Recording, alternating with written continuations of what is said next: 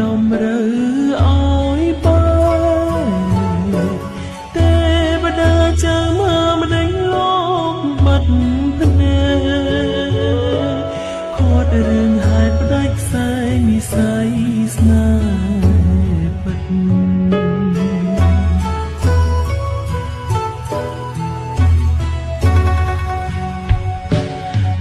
ស្រមៃផ្សងគេងកាយខ្នាយមួយរួងបង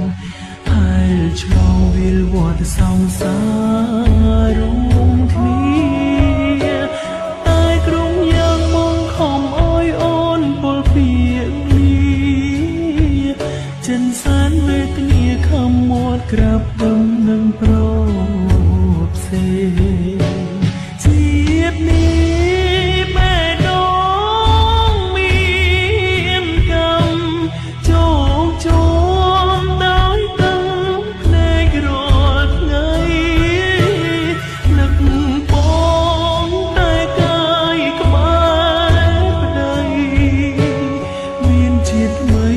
សូមធ្វើជាប្រពន្ធប